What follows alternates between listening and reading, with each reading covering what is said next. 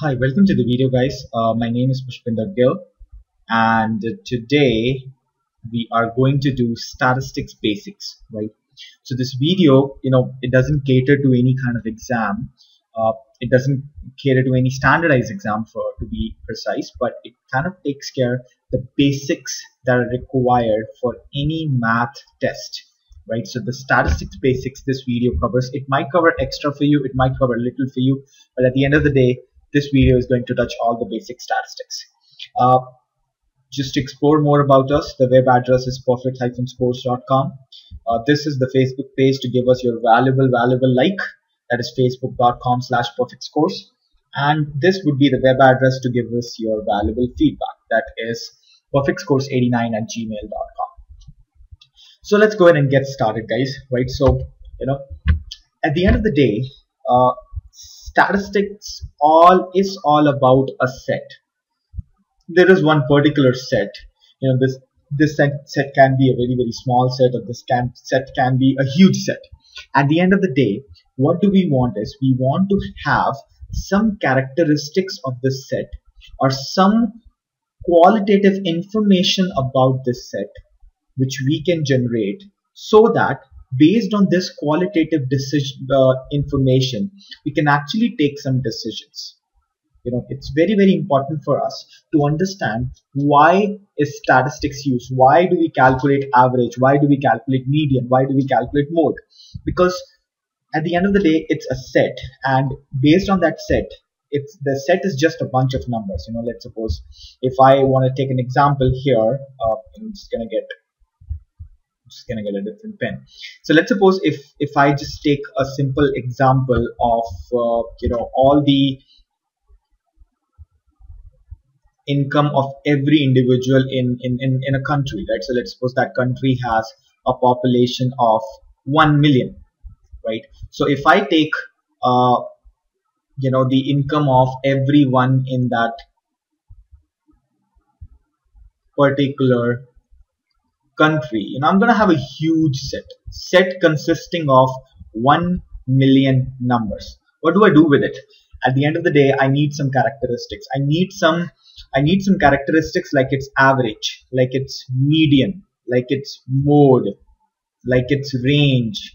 These are the things that will actually tell me something about that country's income. Tell me something about that country's individual people, right? So at the end of the day, I will be able to have some judgment, or I'll be able to have some idea about that country.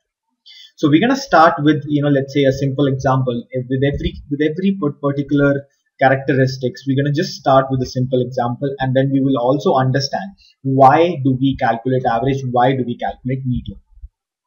So there are some characteristics which I think I have made it very clear that we need to know about a set.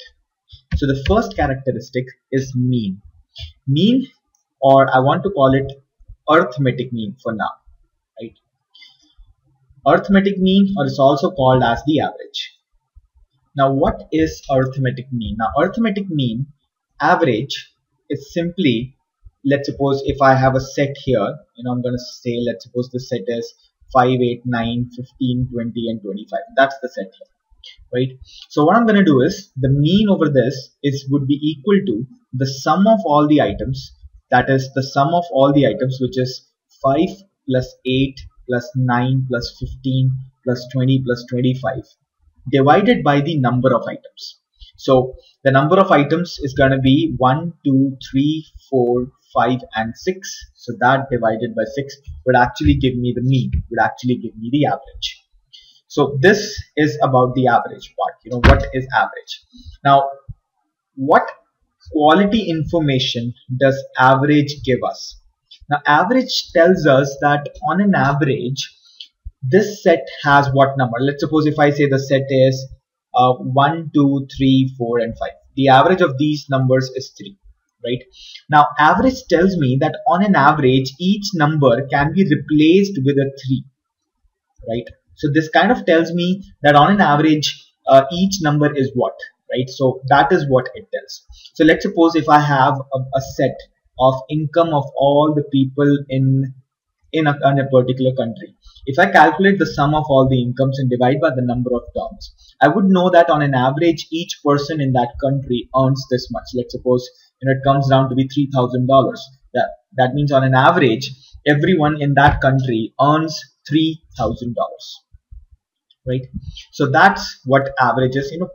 The most basic and the most raw idea that I'm giving you about average. I haven't even touched the surface yet. Then comes the median. Now what is median? When I talk about median is a positional value. It's actually a positional value. Now in the earlier times it used to be just the average, which used to be the indicator about a set.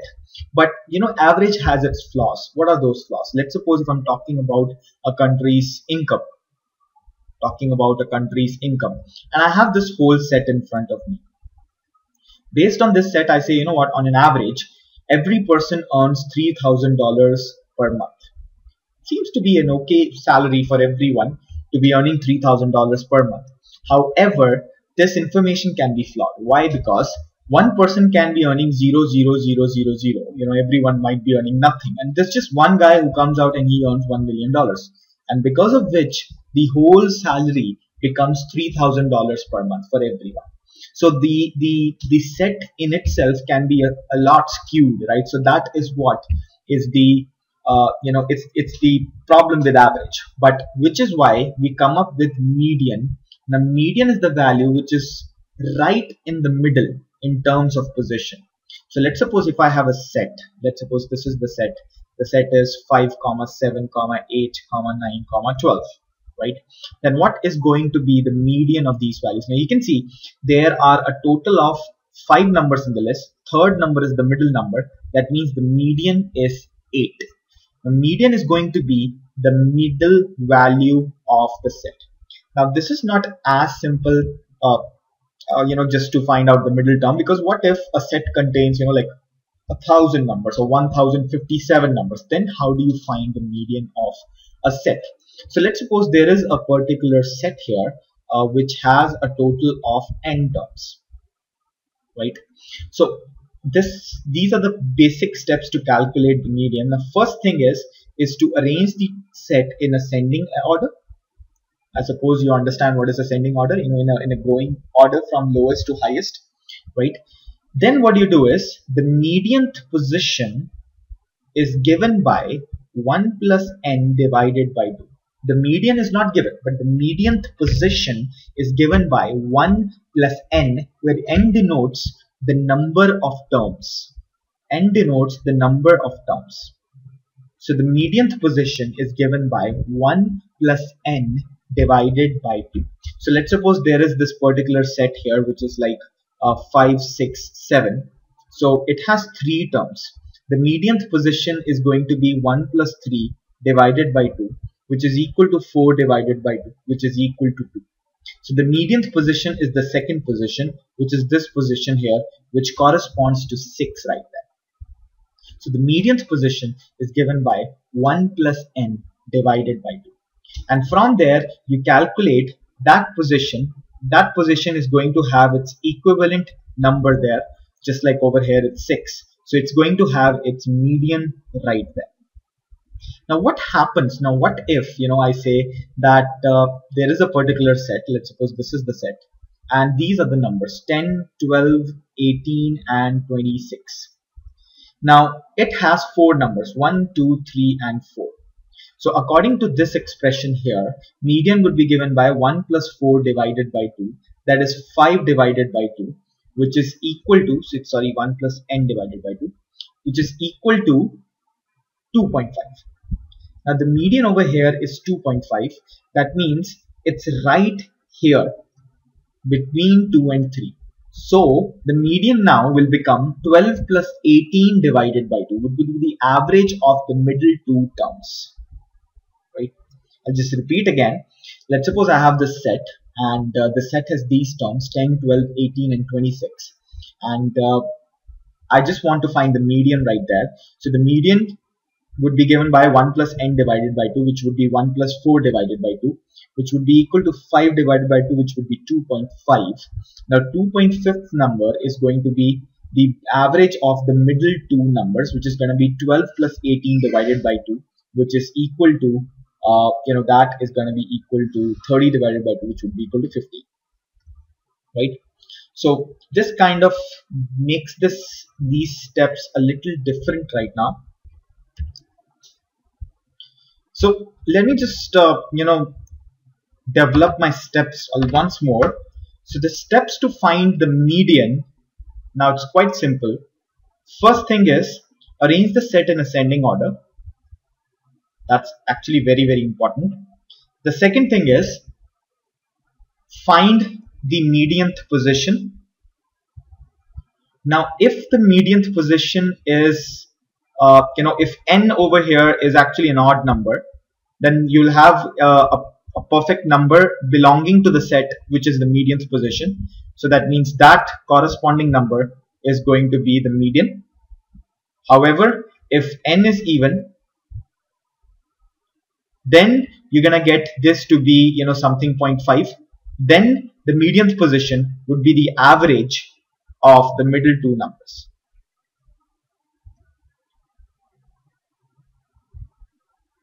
Right?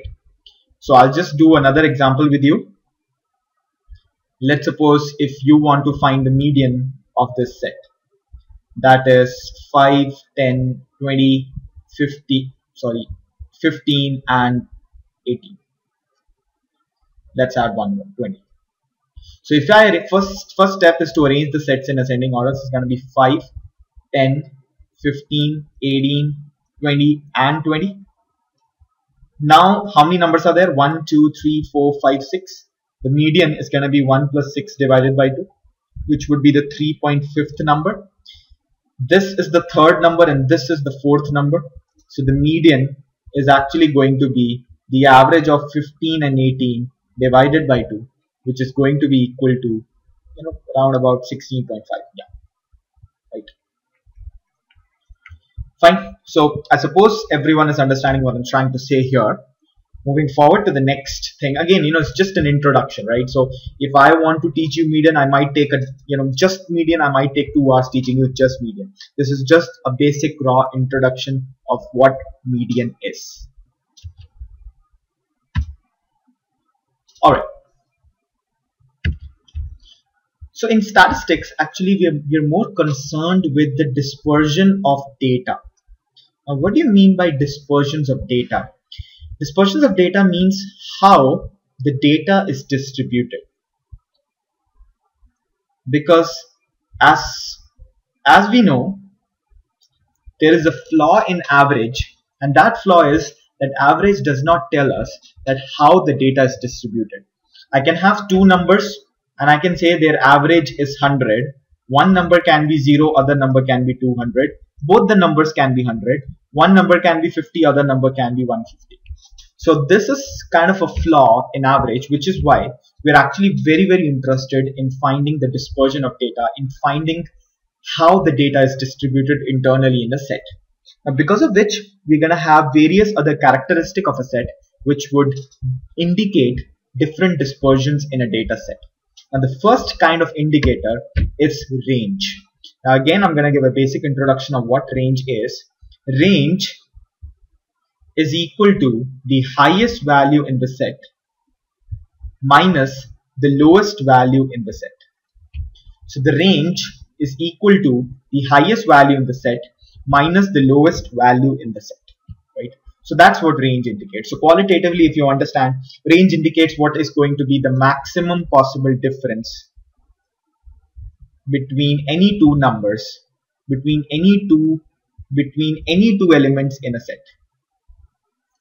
So this is something which is very, very critical. This kind of definition. I don't want to teach you definition, but again, it's the maximum possible.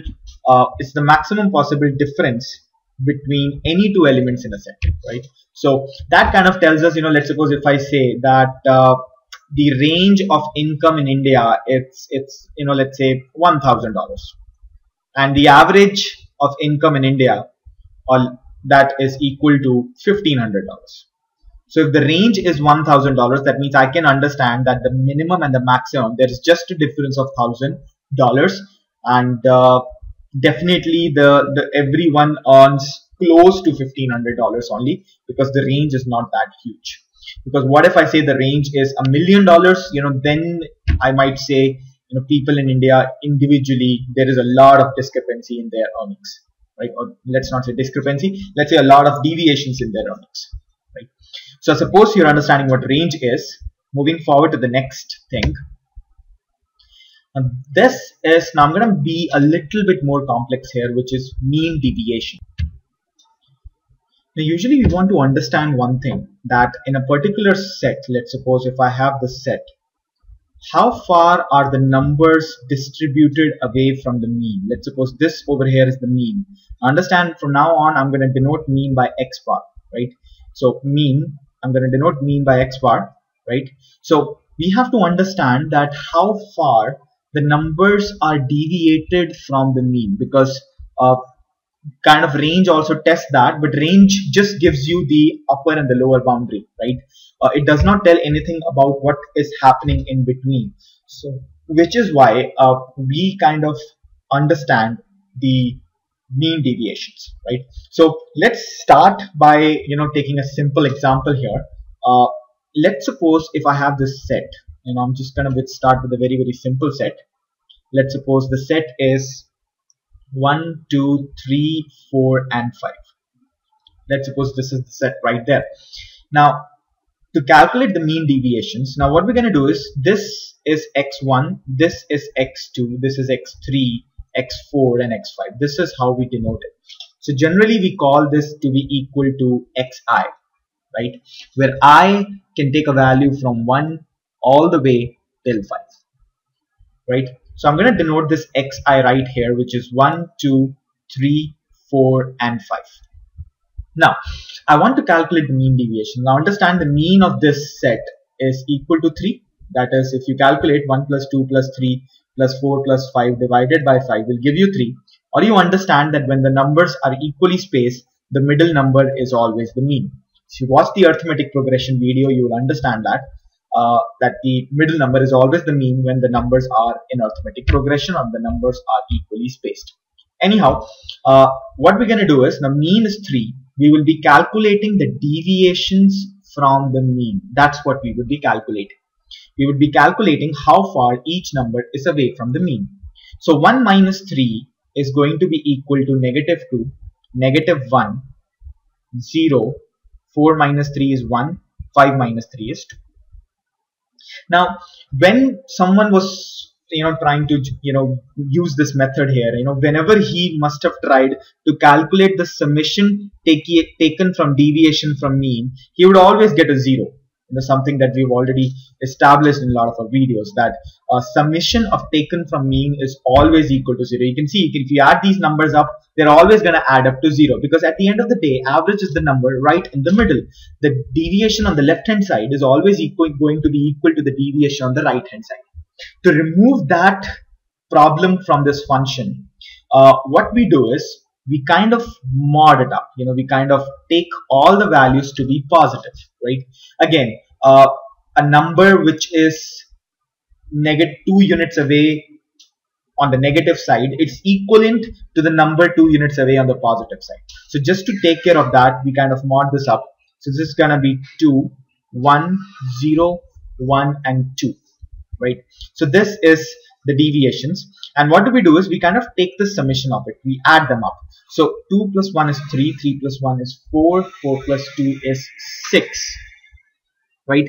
So this 6 is nothing but is the summation of modulus of xi minus x bar. Don't be scared by these numbers. The summation is nothing but the sum of all the terms right here, from I equal to 1 all the way till I equal to 6, right? Sorry, 5, right? So that is going to be the summation, which is equal to 6. Now, just the summation isn't enough to give us an idea, because what if I say that the deviation is 1 million, okay? And another set, let's suppose if I say there are two sets, there is set A and there is set B. Over here the deviation is 1 million, and over here the deviation is just 2. we would be able to say that, you know what, the deviation is very much less here. It's quite huge here.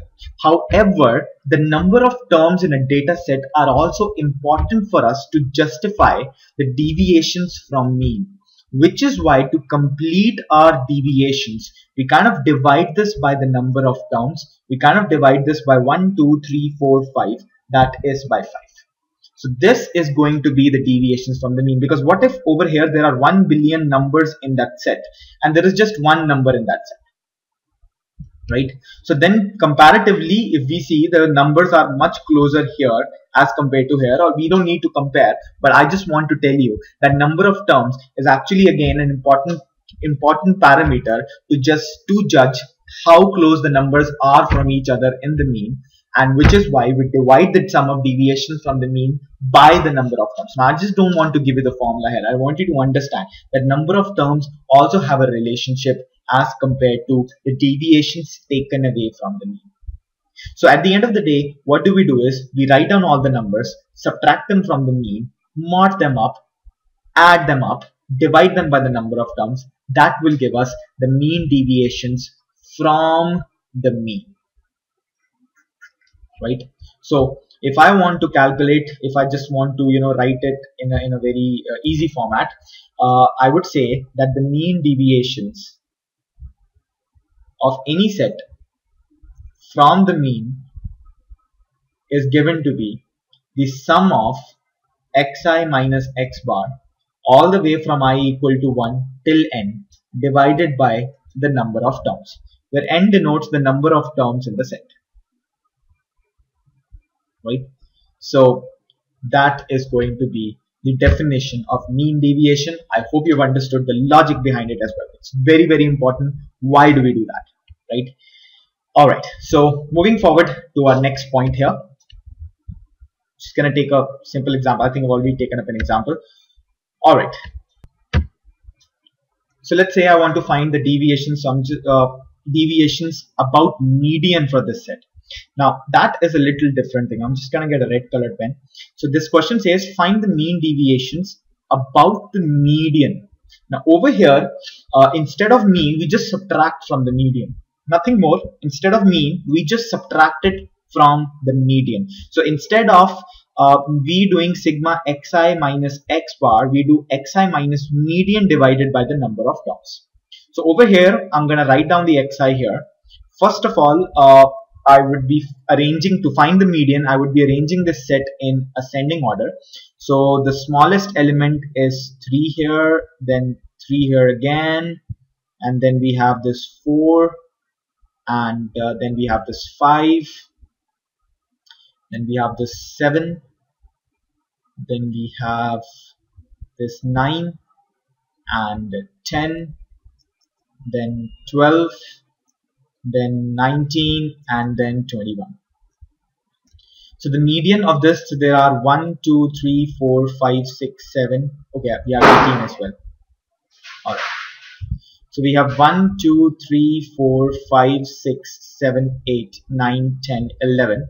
So the median is going to be the 6th number. So we have 1, 2, 3, 4, 5, 6, 7, 8, 9, 10, 11, and 1, 2, 3, 4, 5, 6.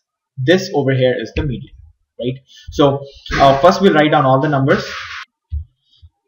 So the numbers are going to be 3, 3, 4, 5, 7, 9, 10, 12, 18, 19, okay, that is 18, 19, and 21.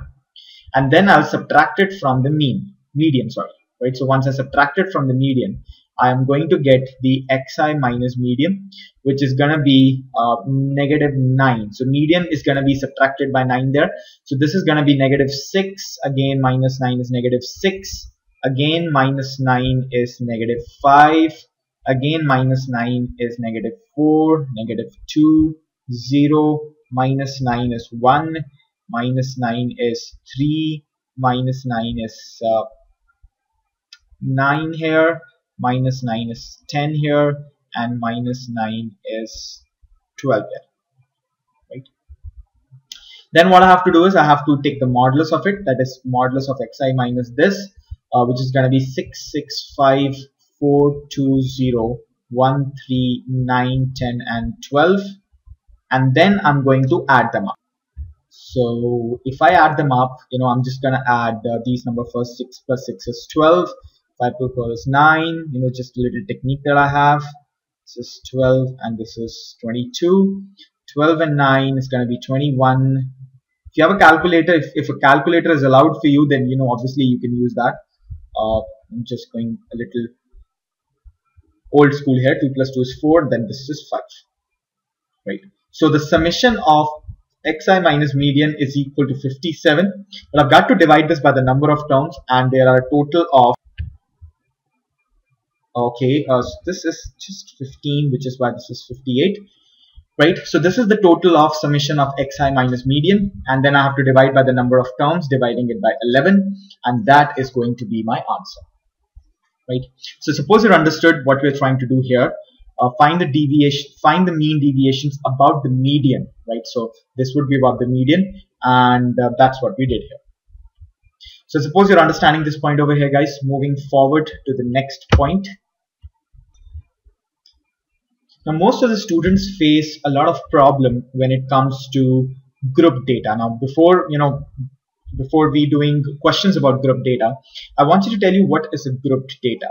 Now, when the data becomes really huge, when one number belongs to a lot of different elements in the set. Let's suppose if I say there is this particular set here, like 2, 2, 2, 5, 5, 5, 5, and 6, 6, 6, 6, 6, 6.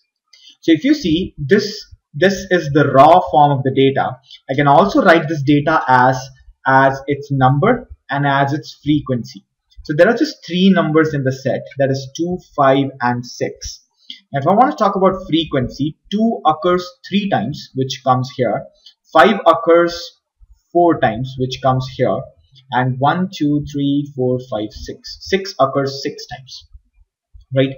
So this is the frequency at which that number occurs, and these are the number of terms in which this occurs. Now, if I want to, let's say, find the average of these numbers. Now, as again, we've discussed that average is equal to sum of items divided by the number of items. So the sum of items divided by the number of items. So the sum of items, I can either add 2 plus 2 plus 2, that is 6, or I can say 5 plus 5 plus 5 plus 5, that is 20. I can say 6 times 6, that is 36. I hope you have understood what I have done here. 6 is occurring 6 times. So I can actually find the individual sums. So 2 occurs 3 times. So the sum is 2 times 3, 6. 5 occurs 4 times. So 5 times 4, 20. 6 occurs 6 times. So this is 36. So if I talk from this term, so this is nothing but the xi, and this is nothing but the fi.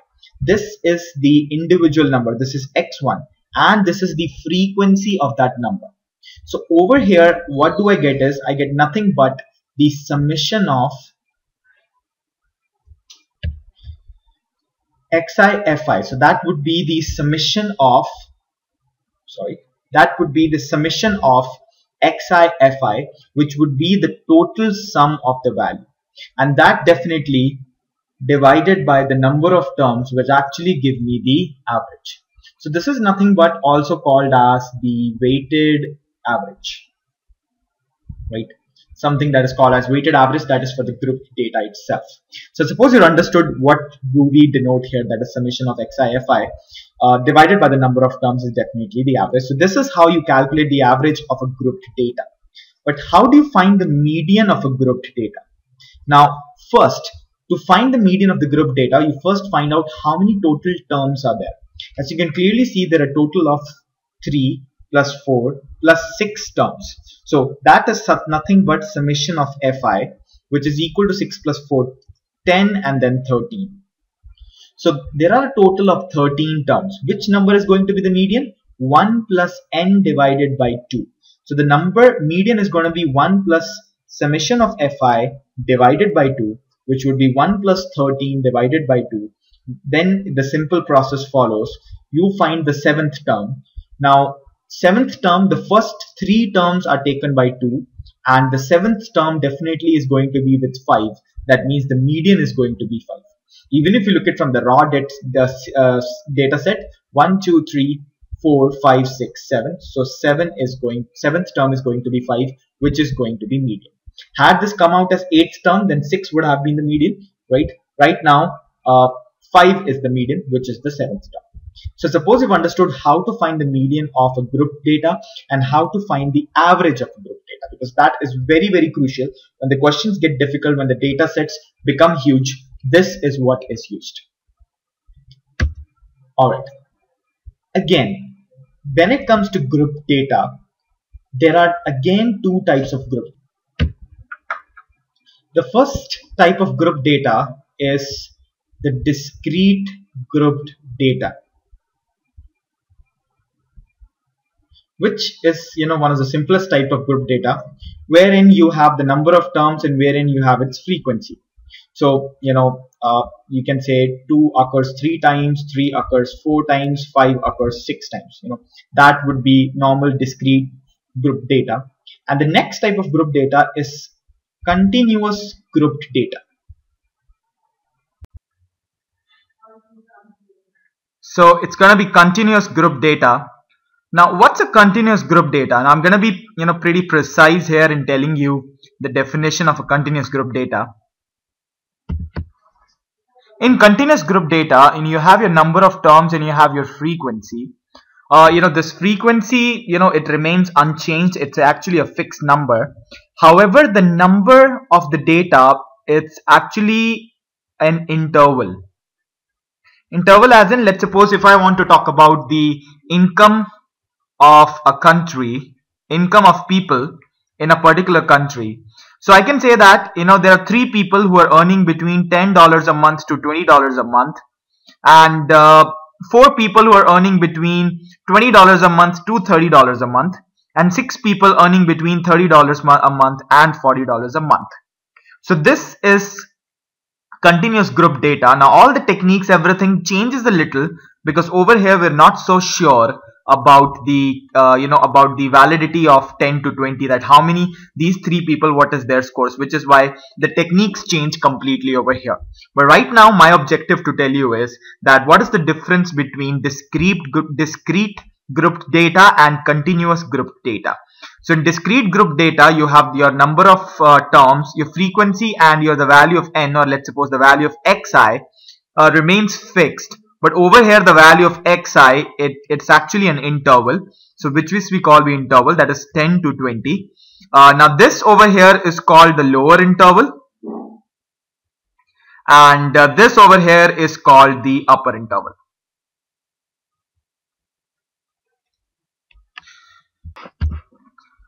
Okay, so let's move ahead. I suppose you've understood the difference between a discrete group data and a continuous group data. Already told you about discrete group data.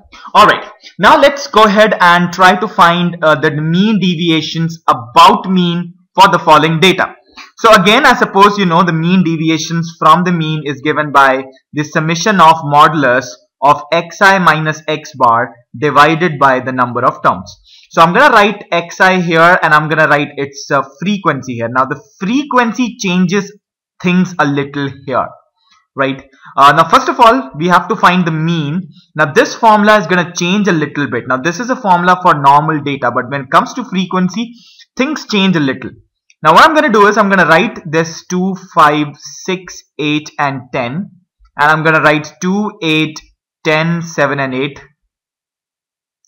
and this is 12 and this is 5. Now first of all, we have to calculate the mean. The value for the mean would be equal to, as we've already discussed, the value for the mean would be the total sum, which is going to be sigma xi fi divided by the number of terms, right, which is going to be equal to sigma fi. So over here we have to find xi times fi. That's what we have to find. So over here this is going to be 4, this is going to be 40, 8 times 5, which is 40. This is going to be 60, 56, 80 and 60. And then what we're going to do is we're going to calculate the sum of that. So sum of that is going to be, this is going to amount to 100, this is going to amount to 40, this is going to amount to 60. So the sum is going to be 300. So that means this value is equal to 300 divided by the number of terms, which would be the sum of this. See, if you understand what you mean by frequencies, the number of times 2 is repeating, which is why we can say that the sum of all the frequency terms will give me the total sum, which is going to be 10 plus 10, 20, 20 plus 15 is 35, and that is going to be 40. So this over here is going to be 40, and this and this. So this is going to be 15 by 2, that is 7.5. Now what we're going to do is we're going to find the value of the value of xi minus x bar. We're going to be finding the deviations from the mean here, and I'm going to be taking up the modulus of it because that's very, very important. Suppose you understand why we are taking. So we're going to subtract 7.5 from 2. So this is going to give negative 5.5. However, we're going to write it as just 5.5 because of this modulus function here.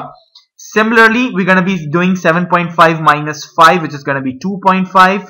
This over here is going to be 1.5. This over here is going to be 0.5. This over here is going to be 2.5. And this over here is going to be 4.5. Alright. Now understand one thing here. That is that this 5.5 is the deviation by given this single 2. This 5.5 deviation is given by this single 2. If I have to calculate the total deviation, okay, so I'm just going to use a little eraser here to erase stuff. Just give me a sec, guys. So if I have to find the total,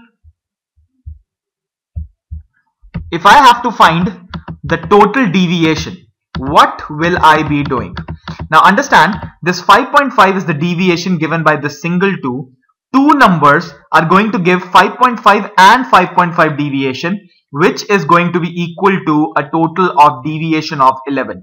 Now understand this once again, that if this 5.5 is the deviation given by single 2, and if there are two numbers like 2, if you can see here, there are two numbers like 2. So these two numbers are going to give a deviation of 2 into 5.5, which is equal to 11. Similarly, if this 2.5 is the deviation given by this 5, then if these 8 numbers will give a deviation of 2.5 times 8, which is going to be equal to 20. So what I'm going to do is I'm going to multiply the frequency, that is Fi, into the deviation, which is xi minus x bar. That is what I'm going to do. I'm going to multiply this frequency with this deviation. So similarly, this is going to be 1.5 times 10, which is going to be 15. This is going to be 0.5 times 7, which is going to be 3.5. 2.5 times 8 again, which is going to be 20. And 4.5 times 5, which is going to be 45 times 5, which is going to be 22.5. And if I add all the deviations, that is going to give me the value of sigma Fi plus into modulus of xi minus x bar, which is going to be a total of 92. So what I have to do is I had to find, for me to calculate the mean deviations of a discrete data, I had to find the sigma of xi minus x bar. That's what I had to find, multiplied by f divided by the number of terms. Now this f changed a little here because at the end of the day I had group data. I can understand if this 2 occurs 2 times, I can just work my answer for this 2, and at the end I can multiply this 2 into 2. If 5 occurs 8 times, then what I can do is I can just work for the single 5, and whatever result I get, I can multiply that by 8. Now what is my answer here? My answer over here is going to be 92 divided by the total number of terms, which is equal to 40, because the total frequency. So I'm going to cut this and I'm going to write this as sigma Fi. So that over here is going to be my answer. So for discrete data, I don't want you to just cram this formula up. I want you to understand why this f came in here, because we had to compensate for all the values that are there in the set. So that the mean from the deviations from the mean would be given as the sigma of Fi times xi minus x bar divided by sigma of Fi. So this over here would be equal to the deviations, the mean deviations taken away from the mean, when it comes to a discrete data, right? So suppose you're understanding what we're trying to do here. Moving forward to the next one. Now things change a little. We have to find the mean deviations about the median for the following data. Now your first job is to find the median. So I'm going to write the value of xi here, which is 3, 6, 9, 12, 13, 15, 21 and 22. And the value of fi here, which is 3, 4, 5, 2, 4, 5, 4, 3. Now our first job is to find the median. Now how do we find the median? First of all, median would be given as 1 plus n divided by 2. That is how the median would be given. So we have to find how many terms are there, for which we kind of add all these terms. So if I'm going to add all these terms, I'm going to get a total of 3 plus 4, 7, 12, 14, 16, 21, 23, 24, and I'm going to get a total of 30. Right, I'll just do a double check here. 7, 5, 12, 12 into 14, 18, 18, 5, 23 and 30. So the median term is going to be 1 plus 30 divided by 2, which is going to be equal to 31 divided by 2, which would be the average of the 15th term and the 16th term. So that is going to be the average of the 15th term and the 16th term. Now, for that, for us to get the value of the 15th term and the 16th term, we're going to find the cumulative frequency. Now, what is cumulative frequency? See, over here there are 3 terms. Over here there are 3 plus 4, 7 terms. Because for us to find the 15th term, we have to actually start from the first number itself. So, first 3 numbers lie here. Next 4 numbers lie here, which is why a total of 7 numbers. This is going to come till the 7th number. This is going to come till the 12th number. And this is going to come till the 14th number. Now understand, the 15th number and the 16th number is going to lie here. The 15th number and the 16th number are going to lie here, which is why we can conclude that the median is equal to 13. Right? So we've got the value of median. I suppose you've understood how we got the value of median. It's the average of the 15th term and the 16th term. So we have to find the cumulative frequency, and from there we have to find which term is the 15th term and which term is the 16th term. So the 15th and the 16th term lie here, which is why the median is going to be the value of xi, which is 13, the corresponding value of xi. Now we have to find the mean deviations about the median. So what we'll do is we'll subtract every number from its median. So 3 minus 13, and I'll take the modulus out of it, that is 10. Understand, this modulus will always give me a positive value. 13 minus 6 is going to be 7, and 13 minus 9 is going to be 4. 13 minus 12 is 1, 0. We have 15, 2. We have 8, and we have 9. Now again, there is a frequency involved. So for me to make sure that I kind of take care of every value, I have to multiply the frequency with the median. So multiplying the frequency with the median is going to be equal to 30. This is going to be equal to 28. This is going to be equal to 20. This is going to be equal to 2. This is going to be equal to 0. This is going to be equal to 10. This is going to be equal to 8 times 4, 32. And that is 27. So now what do I have to do is, for me to find the deviations from the mean, so deviations from the median, the mean deviations from the median, I would be saying the sigma of, the sum of f into this, that is the modulus of xi minus n, divided by the total terms, which is definitely 30. So what I have to do is I just have to add these values up. So I'll just go ahead and add these values up. 30 and 28 and 32 will give me 90. This is going to be 110, and this is going to be 120, and 120 plus 29 is going to be 149.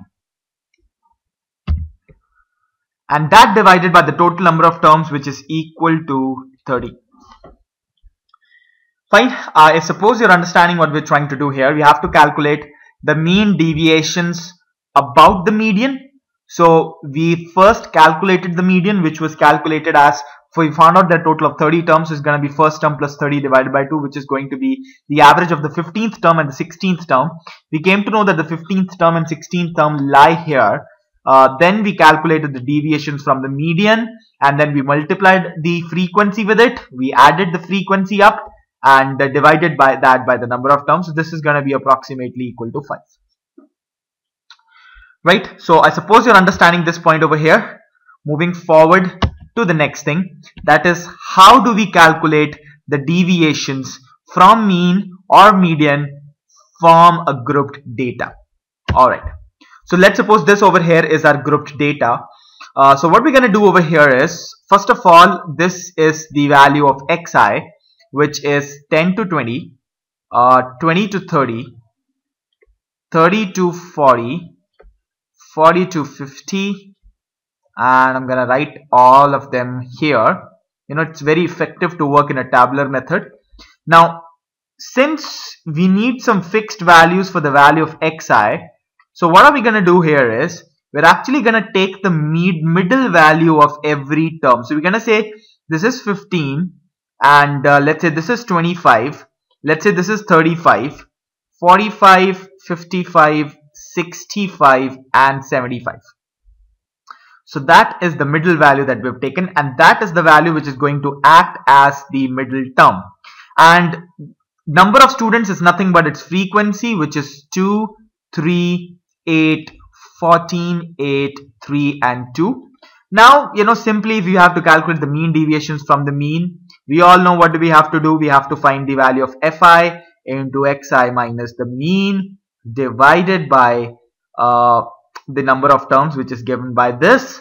Again, one more thing, the mean would be given as the sigma of fi xi over this, right? So I suppose you know we have already done this, so I'm just going to do this quickly for you here. First of all, I'm going to calculate the total sum. I'm going to calculate the value of xm into fi, which is 30 here, 75 here, and this is going to be 35 times 8, which is 280, and the next is 45 times 14, which is 630, and the next is 55 times 8, which is 440, and the next is 65 times 3, which is 195, and that's 150, right?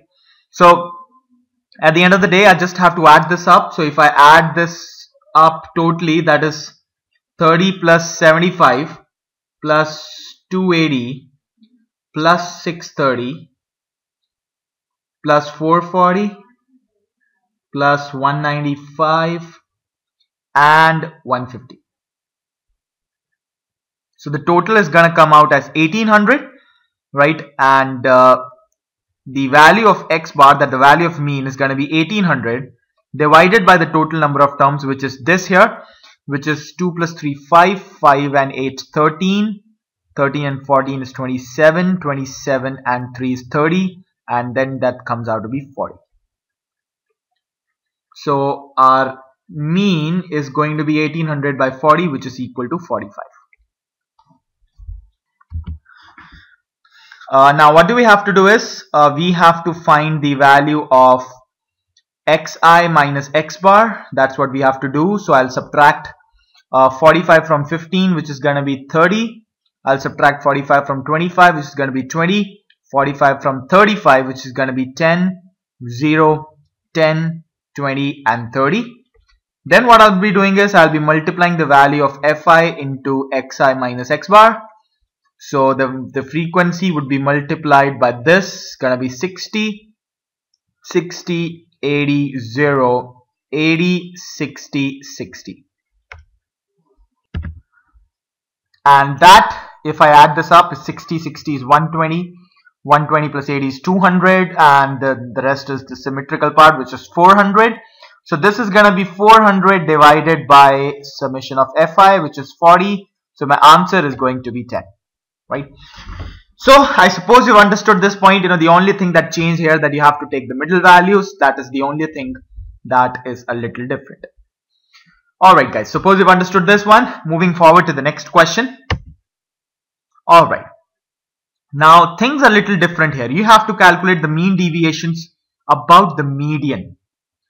Now xi is 0 to 10 and 10 to 20, 20 to 30, 30 to 40, 40 to 50 and 50 to 60. And the frequency is 6, 7, 15, 16, 4 and 2. Now how do we calculate the value of median? Now first of all, we kind of calculate how many terms are there totally. So 7 plus 6 is 13 and this is 28, 28 and 38, that is 44, 44 plus 6 is 50. The medianth term is going to be 1 plus 50 divided by 2, which is going to be 51 divided by 2, which is going to be the average of the 25th and the 26th term. That's how we know that is going to be the median. Now if we find the cumulative frequency of the group here, this is going to be 6, 13, 13 plus this is 28. So we can clearly see that the 25th and the 26th number is going to fall right here. Now how do you find the median of a continuous data? Now median of a continuous data is given by this expression here. That is given by the lower class boundary of the group containing the median. That is going to be equal to 20, the lower class boundary of the group containing the median, because we can see that the median is, these numbers fall in this range, which is why the lower class boundary of the median is 20. That means the median lies between 20 and 30 somewhere. So we're going to set lower class boundary of the median plus, now we're going to have n by 2. N by 2 is, n is the total number of data in the group. As you can see here, what is the total number of data in the group, which is going to be equal to 60 by 2, that is going to be equal to 30, minus the cumulative frequency of the group just above the median group. So the cumulative frequency right here, that is going to be equal to 13 into the width of the group, right? So you can see the width of the group is equal to 10 from 20 to 30. The width of the group is given between 20 to 30. So the width of the group is 10 divided by the frequency of the median group, divided by the frequency of the median group. So you can clearly see the frequency of the median group is 15. I'm going to repeat again. The median, how to calculate the median of a group data, of a continuous data here. First you're going to use the median expression, find the cumulative frequency total, find out where the median lies. Then you're going to get the median group. Now this is the median group. The median would be given as the lower part of the group plus n by 2, which is n denotes the total number of the data in the group, minus the cumulative frequency of the just above the median group, into the whole thing into the width of the group divided by the frequency of the group. So from here if we calculate the median, so it's going to be 20 plus 30 minus 13 is going to be equal to 20 minus 13, that is going to be equal to 17 into 2 by 3. Okay, I'm sorry, this n represents the total number of data. I kind of mistook it to be 60. It's actually equal to 50 here, so which will bring this to 25. Sorry about that, right? And this is going to be 25 minus 13, which is going to be 13, and this over here is going to be 12. So I'll just write down this expression again. Median is equal to L. L represents the lower interval of the median group. Fine. And n represents the cumulative frequency, the total number of data in the group, which is actually denoted by the summation of fi, right, which is here. Then Cf represents the cumulative frequency of the data before before the median group. In this question, the median group is from 20 to 30, and then W represents the width of the group, width of the median group, and F represents the frequency of the median group.